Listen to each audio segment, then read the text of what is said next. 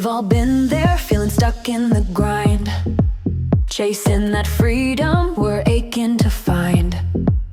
But what if the answer was clearer than you knew?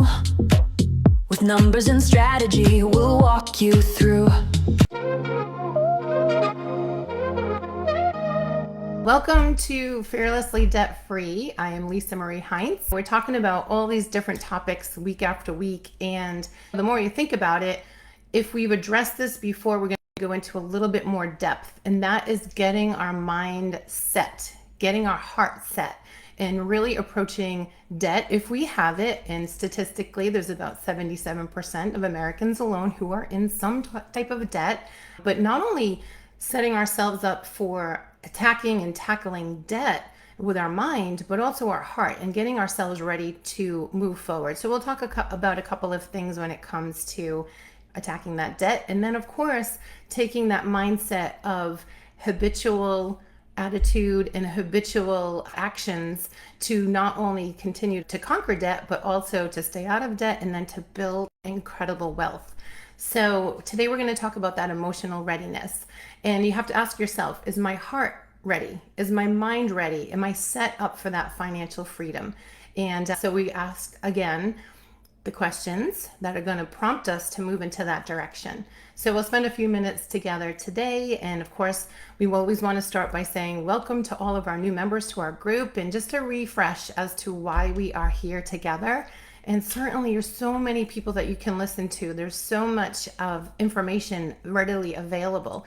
And if you're taking a few minutes to listen in, thank you for being here, and a warm welcome to all of our new members. It seems like there's a few new members week after week, and that continues to grow. And that's my heart. It's really to share information that's going to help get your mindset ready, get your heart ready, and then to imagine that you can have incredible wealth. You can have incredible opportunities presented to you where you can take advantage. So again, just welcome to all of you, and ready to take this ride and this journey together. It's a safe place. It's an encouraging place. I'm in a place in my life where I realize that if I'm not excited about things and not enjoying things, that I really just don't want to do them. So we want to make this an open forum where you can have a conversation about what could be typically not a great conversation when it comes to debt, because who's going to be talking about debt, but to really make it a normal conversation, to be able to have those places where you can go to ask your questions, and to really be anonymous if you want, or to really put it out there and to relax your shoulders and to take a deep breath, and to realize that there are people in your same boat. Maybe they have a situation that's more intense. Maybe they have a situation that's less intense. But clearly it's our story, it's our journey, and to turn it from what might be a negative conversation to a positive conversation is going to be a conversation. And once you start talking about anything, quite honestly, there's a lot less pressure associated with it, because we're not holding it in. We're having a safe place, and a place where you can go to get your questions answered. And I've said this before, and I'll say it again. If you ask a question and I don't personally know the answer, maybe there's somebody that's listening in that does know the answer. So don't hesitate to even post anonymously if that's going to be more of a comfort zone for you. So let's get moving on, and let's talk about this whole emotional concept when it comes to debt, when it comes to building wealth, because again, it starts in the mind, it starts in the heart before you can do anything else. So here's your question. Have you ever started a budget? Have you gotten really motivated? Have you been so excited, but then you totally ghosted your own goals? You get busy, you get distracted, you get focused on other things, and what was exciting fizzles out, and it turns into something that might not be as exciting anymore as you start down that journey. So we're going to unpack that question. We're going to unpack the why do we ghost it? Why do we ignore it? Why do we get distracted? And debt is not just numbers, it's deeply emotional. We even relate debt with physical fitness, and that is another whole topic. But when you're focusing on your physical fitness, and I know that I've said this before, and you feel like you're in a great healthy place physically, your debt and your financial conversation is totally different. So we'll talk about that another day. But again, understanding that debt is not just numbers, and it's very emotional. The emotion comes with feeling maybe shame, feeling fear, feeling guilt, feeling that avoidance. stick your head in the sand. I don't want to even take the envelopes that come in the mail and just put them in a pile and just ignore them, because again, it's not something that we want to address or we want to focus on all the time. Many of us use money as a self-soothing or a way to prove like, oh, I deserve this. So it's to prove wealth or prove worth. And using money as self-soothing is probably not all that healthy. So bringing recognition to maybe that feeling is very powerful. You may have emotional triggers that lead you to sabotage. Again, why do we run away from starting that exciting budget or starting to move in the direction of really getting a handle on it? But then we're moved emotionally, we are triggered emotionally, so it leads to sabotage. And that's, again, just ignoring what we're focused on. We have other things that happen emotionally, maybe retail therapy. Let's go shopping. And we've talked about a few different options when it comes to retail therapy. If you love to do retail therapy, throw it in the shopping cart, put it on hold, revisit it later. And if you still have the need for it, if it's a need as opposed to a want, then maybe consider it a little bit more, but you're in control. You're not letting that retail therapy take control of you. There's also panic spending. Oh my gosh, I gotta go, I gotta do it. So removing that emotion when it comes to spending as well, really taking time to assess the situation is really important. And like I just said a moment ago, feeling like you deserve it after a stressful situation and moving into the mindset of I worked really hard and I deserve this, whether or not you feel like it's a good financial decision to make that spending or make that purchase. Really take a moment, step away from it, step back away from it. Don't let stress, don't let emotion prompt you into making a decision. Be clear with your thoughts, be clear with your actions. And then your clarity of when we want to overcome all of those emotional feelings that we just talked about is done with compassion. So now you've just pulled it all together in this one ball of emotional, oh my goodness, and now you step away from it. You can see it from a different point of view, and you can then approach your spending, or approach your situation, approach the pile of bills compassionately, with looking at it from that point of view where you're not punishing yourself. You're not putting yourself into a position of knocking yourself down. You have that grace. Give yourself grace. Know that, number one, you're not alone. And of course, when we're in our own situation, a lot of times we do feel alone. We feel like ours is the biggest situation to overcome. Nobody in the world has ever experienced what I've experienced. And again, that's that whole emotional position. But if you can flip it and talk to yourself with grace and to add structure and then to be ready to move forward in a healthy way. So let's talk about it. Let's talk about a readiness checklist. It's, again, not just about numbers because of the emotion that's attached to it, but if you can push the emotion aside and look at the numbers as a tool, look at it as a way that you can overcome it in a strategic manner. Ask yourself, do I actually know the numbers? And the way that you've been sabotaging yourself in the past by pushing it all to the side, and every month you just get the bills paid and you just keep moving forward with maybe some distractions that you're dealing with, pull it all back and ask yourself, do I really know my numbers? And taking a moment to really assess your situation with knowing your numbers. You don't need to know the accounts. You don't need to know what your credit score is at this point. You just need to know your numbers. Simple. What's coming in? What's going out? And I think in many times we don't even really know what's going out. I don't know about you, but I constantly get, oh my gosh, you've got no memory. Sign up for $1 a month to get more memory for my photos. So all those little subscriptions, they add up. A run to the local convenience store to pick something up. It goes on and on. I don't need to tell you. You all know that there's spending that sometimes are happening in the background that you're not really aware of. So know your numbers, know where everything is going. And I think you might be surprised to know that there's a lot of places that we can cut. We can cut out the fat. We can cut out the things that we don't necessarily need. Also, part of this checklist, am I avoiding the truth or am I facing it? Ooh, that's a scary question. Am I avoiding the truth? Can I face it? Yeah, you should. You should face it, because if you don't face it, you don't know what you could do to move forward. And what an empowering feeling that could be Once you know what the truth is, take the truth on and find out what that looks like for you. And then another question is, can I be honest without beating myself up? Like I said, have grace. Take a deep breath. Push your emotion aside and then be honest with yourself and don't beat yourself up. Today is the day where you are. You can't change the past. Can you change the future? Absolutely. No question in my mind. But the past, I say, is something that you'll always look back to say, oh my gosh, what did I learn from the situation? How can I move forward? So many resources, so many great strategies, so many great things that you can do to help you to move forward.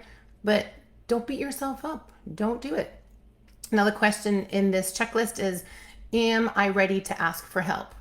You have to agree we can get a whole lot more done when we're linking arms with somebody else, or we're in a place where we can have a conversation out loud without any shame, without any judgment. And maybe it's somebody who's in the same situation that you're in, or maybe it's somebody who's been there, who's been able to take some of these steps and move forward. So many different people in this world, and you want your community, you want the people that you have something in common with. Maybe somebody, and I'll say this again in a few minutes, but somebody that you would want to trade places with, somebody that's been able to tell their story or their testimony of where they were and where they are today, so that we can move forward, that we can come together and as a team, as somebody, like I said, locking arms with you can encourage you or motivate you to take the steps or keep you accountable. Isn't that such a huge word? Keep you accountable. The question that I like to ask is, when we talk about the emotion and we talk about moving forward, ask yourself this little question, and that is, with what I'm doing right now, is my approach with an approach of having a lack mentality or having an abundant mentality? And having a lack mentality, you have to agree, might take you down a different road than having an abundant mentality. And if you have the abundant mentality, I want you to imagine, like, what could that look like for you? Focusing on bigger, more exciting things will bring a different feeling. It'll bring a different expectation than having the lack, wah, wah, wah, woe is me mentality when you're moving forward. So check that checklist. Do it again. Look through it. Make sure that all of the things that I mentioned are some things that are helping you to move forward with that encouraging, abundant mentality. Starting to overwrite your thoughts with that lack and abundant mentality. If you find, okay, here's my little exercise, starting with one exercise. If you find that you do have lack thinking thoughts, is that even a concept? Lack thinking thoughts. If you find that you're having the thoughts of, oh my gosh, my debt is so huge, I'm never going to get out of this, immediately flip it. Flip that thought to, it's just debt. It's just a tool. I'm going to be able to get through this. And I know that there are people in my world that can help me with different ways to move forward. They've done it. I can do it too. Somebody else has done it. There's no reason that you can't do it. So overwrite those thoughts. And I say, for every lack or negative thought that you have, overcome it with 5 positive thoughts. 5 positive, write them down. I say the faintest ink is stronger than the mind, right? Write it out, write it out. What are those 5 encouraging, abundant thoughts that you can overwrite that lack or that negative thought? Journal your money story. What did you grow up thinking? What did you grow up being taught when it comes to debt, when it comes to money? Are you in a place where you were looking back and thinking, oh my gosh, we had such a healthy relationship around money when I was growing up? Or is it the flip, where you were told or you were expected to believe that money didn't grow on trees, or all of the thoughts that bring you to that lack thought? Write your story. If you have clarity on what that story is, there's a greater chance that you can overcome it and overwrite it and know, you know what, I'm not believing that anymore. You even ask yourself the question, like, how are you experiencing your life now? Do you experience your life with that abundant mentality? And now, having an abundant mentality doesn't mean that you have to go out and spend. You can have an abundant mentality in more ways than what it takes to live successfully financially. You can live successfully in so many more ways than just what money can buy. So put that action into place and speak kindly to yourself while you're reviewing your finances. We did talk about check your numbers When you're going through, talk about all the blessings, talk about all the abundance that you have. I have a roof over my head. I have water coming out of my faucet. Maybe you have air conditioning. Maybe you have a car. Think about all the things that maybe we take for granted. And I don't just say that lackadaisically, just, oh, you take it for granted. I have to say the same. I'm often looking from a different point of view to see that paradigm shift of standing maybe in a different corner of your house that you never stand in, and looking at your surroundings from a different point of view, so that you do have the ability to be thankful for what you have. Changes everything. It really does. When you're speaking kindly to yourself, there's a lot going into your mind that prompts you to move forward and makes you realize there are things that are much, much more important than the tools that we use called money. Pair your goals. Pair them. It's not just numbers, but there's a purpose. If you pair your, like I just said, if you see things from a different point of view, what's the purpose behind it? Why do you do the things that you do? So if you relate to those two things, there's an easier potential that you're going to want to be a little bit more serious about moving forward in your goals and in getting all of these things done that don't always seem fun or don't feel like there's something that should be a priority, but they are a priority. They really are. And I'll just talk again about asking for help. I am not a financial advisor. I am not an accountant. I don't promise to do things that I'm not capable of doing. But what I can say is I have been there. I know of different strategies. I have tools. I have all of the things that allow me to help clients each and every day. So if there's something that you wanted to ask for help and you have questions, there's definitely a direction that I can lead you in. And then there's also really great tools, like I said, that are available that a lot of people, when I say a lot of people, they say to me, oh my gosh, I had no idea that was available. They're not aware of. You may not be aware of. Maybe you are, maybe you're not. I'm not really sure. But I like to say that there are people in this world that may be doing very well, and it's okay to ask for help. It's okay to talk to somebody who's in a situation or a place that maybe you'd like to be one day. And it's important to know that for me, for other people, reach out and ask questions. I think people are flattered when you reach out to ask questions, but a lot of times we feel like, oh, I don't want to bother them. I don't think my situation is one that they want to hear from me. But I have to encourage you, ask. Ask the people who are living the life that you look to and you're like, oh my goodness, I would love to know what they're doing to get them in the place that they're in right now. So again, just know that there are resources, there are things that are available for you. Again, no judgment. If you were to reach out to me, no judgment. We have a 15-minute discovery call. We find out what your situation is. And if there are tools or things that I have available to you that you could qualify for or that are available to you, definitely listen to them. In my case, the only thing that you can lose is a lot of debt. Then who couldn't get excited about losing debt?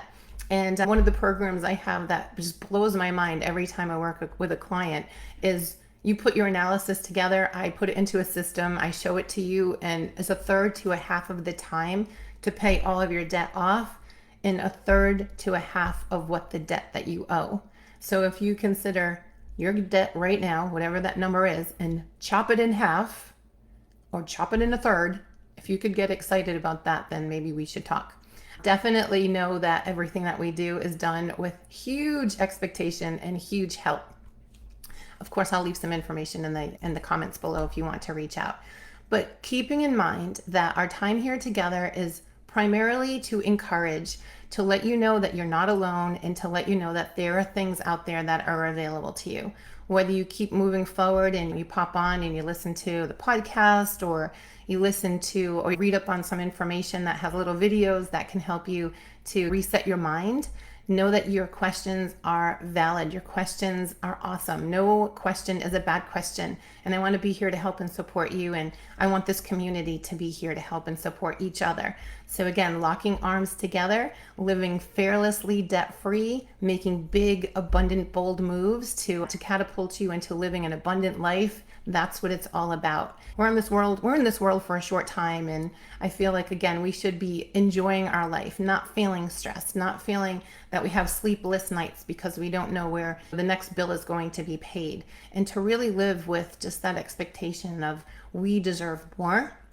and we deserve to encourage each other. So with that, looking forward to locking arms with all of you and answering any questions that you have, and more great things coming down the pike. So again, from fearlessly debt-free to living an abundant life, I encourage you all to just cheer each other on, and we will talk again real soon. Have a beautiful day.